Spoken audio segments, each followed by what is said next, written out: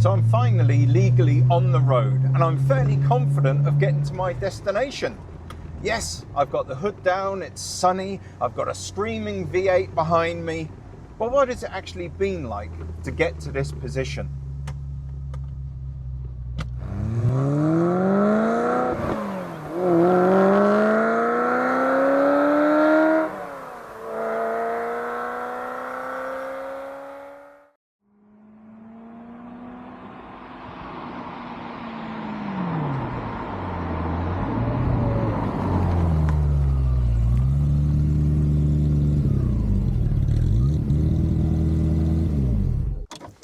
So in my last few videos, I detailed some of the trials and tribulations I've been through trying to return this classic Ferrari to the road for the first time in 28 years. Because yes, this car was off the road for 28 years. It never even ever had an MOT. But those videos went through from some of the things I've done, like changing out the windscreen, dealing with various engine issues, the big water in the oil problem, which really stressed me out, something rotten. I had some broken belts. I had to then do the big cam belt jamboree that saw me underneath the car for a good couple of weeks. Not all the time, you understand, but on some of the hottest days of the year. But yes, with that MOT, I finally got to get out and enjoy the car, which has been really great. I even took her to a car show.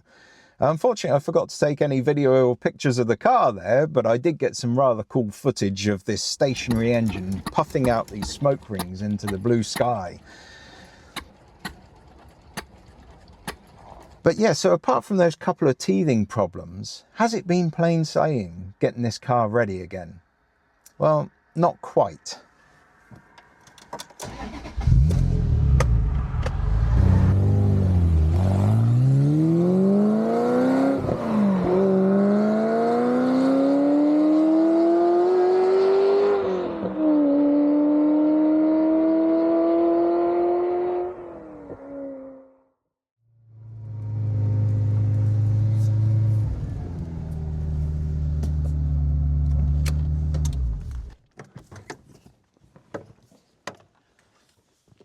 You see, on those first few drives after the MOT, I was finding that I was having to stop a lot to actually bleed air out the cooling system. Now, I kind of expected that to happen a bit because when I did the cam belt, obviously I had to drain the whole cooling system. And, you know, the cooling system on these cars is a little bit complicated because you have engine here, you have radiator there, and you have long pipes linking the two together. But this was happening on a really regular occurrence. In fact, I would drive around a little test circuit and I would find I'd have to stop in the same places each time to bleed that air out. So in other words, it was becoming a persistent, continuous issue rather than just trying to get a bit of air out the cooling system. But life likes to throw more than one problem at a time. So on the next set of tests, I pulled over and found that my power steering hose had split. I limped home, leaving a trail of red dots behind me, and then I had all the fun of trying to find a new hose. Of course, just like with the cooling pipes, the power steering pipes run from the engine in the back all the way to the steering rack at the front. So I used some string sort of drilled onto the end of the pipe there to form like a mouse so I could pull the old pipe out and then connect the new pipe and pull the new one back through using that same piece of string. To get access to the engine end of the pipe, you just take the wheel and the wheel arch out there. I needed to also take out the vacuum tank at the same time. Now, if you're thinking this vacuum tank looks suspiciously like an old potato tin with a couple of nipples welded in the end, well, I think you're right. But this is a Ferrari vacuum tank, so it costs 200 or 300 quid and it has a certain pedigree to it. Anyhow, with all those problems resolved, it was time to get back onto that cooling system. I did a lot of flushing of the system, I did a lot of tightening up of hose clips, and I started to get quite worried that it might be something more serious. Now, as anyone will know at this point, if you are getting air in the cooling system on a regular sort of basis, there's usually only one way for that to happen. And yeah, it's back to head gaskets again. Now, the reason why at this point you start to immediately assume head gaskets again is because the way the engine works is that the cooling system is a closed system. And as the engine starts to get hot, it heats up that cooling water, and the cooling water expands and it's kept in the system, and therefore it builds up pressure. And this is why, for example, you shouldn't open the radiator, the radiator cap when the engine's hot, because literally the water will come out under pressure and splurt all over you. So for the air to get into the cooling system, it would have to come from somewhere which has higher pressure than the cooling system. And the only area that that could be within the engine system is from within the cylinders, as the piston comes up to compress the gas, or as the ignition happens and the gas expands to push the piston down. That's a very high amount of pressure that if there's a slight leak in the head gasket, it can force air through the head gasket and directly into the cooling system that way. Now, it's safe to say at this point that I'd sort of entered a doom scrolling mode. I was getting to the point where I was just assuming, oh my God, I've got to take the engine out. The very worst has come true. It's £1,000 for head gaskets and I just have to accept it. I was watching Sam Crack do his BMW i8, and he was having similar sort of problems where he'd get so far and the engine would overheat and gas would be bubbling out of the thing because basically it was pushing air into that cooling system. However, some of my symptoms were a little bit different. You see, I could drive for 5 or 10 miles and there'd be no extra air in the system whatsoever. It seemed to me that this was only happening after the thermostat had opened, and also at a point when the engine was doing a certain amount of revs. Now, of course, you could say that as the engine heats up, perhaps it would have heated up and somehow created a gap in that head gasket. But then again, usually an engine always expands, and therefore it might seal up that head gasket. So there was just a couple of little sort of things in my head, a little couple of doubts that were entering there that made me think I didn't really want to rush to the worst conclusion straight away. So I began looking at other possibilities. So one of the problems you can get with this system is there's a little like hose adapter that goes into the water jacket here, and that can get blocked up with corrosion over time. And sure enough, mine was blocked up. I cleaned it out with a drill bit. I mean, the best solution is to buy the proper hose adapter thing from Hills Engineering. They make one in stainless steel, so you won't have the problem again. The only problem is you have to take all this off to get to it, and I didn't really have time to do that. So to try and clean this out, it's actually quite difficult to get to. It's right down there in between the V of the engine. So I got a drill bit and a Halford's like sort of screwdriver with the sockets on the end, and managed to get it all the way down there with a universal joint and just slowly turn that drill bit. And as you can see, it was just absolutely packed solid with this sort of crud and muck. It's really quite horrible. While I was down there, I saw my Tunnocks cake wrapper again, which I've been noticing every so often. I thought it was time to finally get it out. And here is that Tunnocks cake wrapper. I suspect it was dragged in by a mouse or something at some point ages ago, because there was loads and loads of nuts and bits and pieces like that down inside that gully there. I've got most of it out now at last. But yeah, I think I need to get some compressed air in there and try and get the last bits out, and that'd be good. I actually ended up just taping a bit of hose in the end of my vacuum cleaner here, and that worked really, really well in the end. But anyhow, I unblocked that. I also found a block tube here and a block tube on the sort of heater outlet on the top of the cylinder head there, and thought, hey, I found my problem. But no, I took her for another drive, and sure enough, I had that air in the cooling system again at exactly the same points. So around about this time, I thought I would try one of those vacuum fill systems.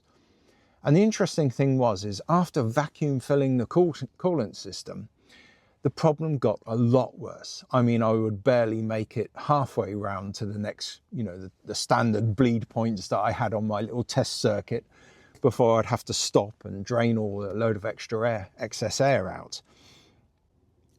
So after vacuum filling the system, something had changed, something had got worse. And that's when I started to just think there was one last thing that I could take a look at and see if maybe that was causing the problem, and that was that thermostat. Well, the thermostat's in that little housing just down there, and you might be thinking, why are you going on about a thermostat when the cooling system's under pressure, so how's it going to suck air in? Well, the thermostat has like a bit of a restriction in that it goes from a big diameter tube to through the thermostat in a small diameter and then back out to a big diameter again. Well, that kind of sounds like a venturi, so I had a bit of a hope that that might actually be causing my issue. So what we have here is a venturi. Now this venturi works using the Bernoulli principle, and that states that if you take a load of air through here and you try and get it through this constricted smaller diameter here before letting it out again, to get through here it's going to have to go faster. It's going to have to speed up to get through this central squeezed area. Now, counterintuitively to what you might think, as the airflow speeds up, the pressure actually reduces, and the point here is actually very low pressure. So you would think it would actually force in here and make this high pressure. No, it actually makes it lower pressure. So the pressure in the center here is lower than the surrounding atmosphere. And this is exactly how something like one of these gun thing works here. You force compressed air through here, and what basically happens is the pressure reduces through the center point and draws air, or draws petrol in this case, up through this tube into here to flow out the end. Just like a paint sprayer as well, or a carburetor of course, or the vacuum fill system thing that you use on the car to vacuum fill the coolant system. It's all the same thing. Now, upon removing the thermostat, I found a bit of a smoking gun, because round the edge of the thermostat housing there was a lot of dirt and crud that had obviously built up and could be a leak. The seal is just made by that rubber. So I cleaned it all up, I shoved a bit of RTV compound round it, and I bolted it back down. And guess what? I went for another test round my circuit, and no air. No problem, no need to stop to bleed the system at all.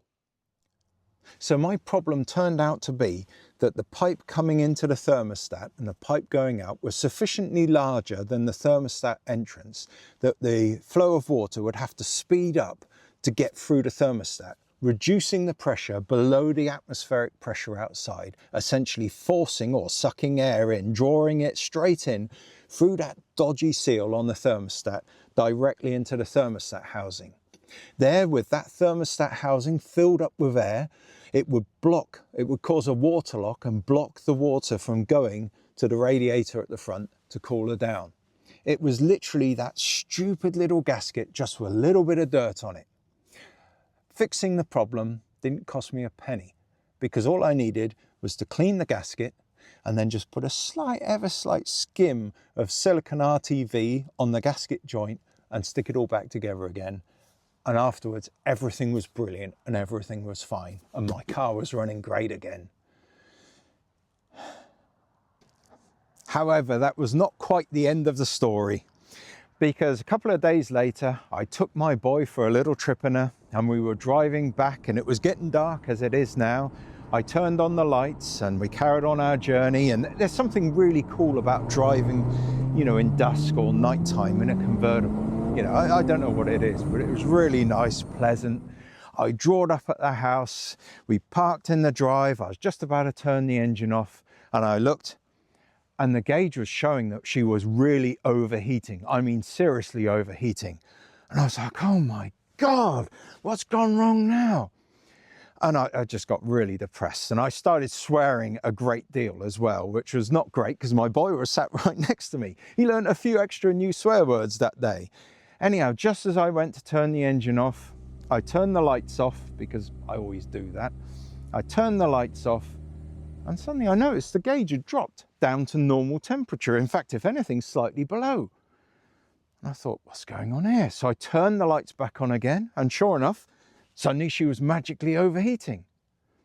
Yeah, I tracked down another Ferrari problem that these cars tend to suffer from a lot, which is the dodgy ground. So basically, when you've got the lights on, it's drawing a lot of power. It's, you know, taking a lot of power through the ground circuit, and it makes all the gauges, well, it makes the oil pressure drop down to almost zero, and it makes the temperature go up into the overheating range.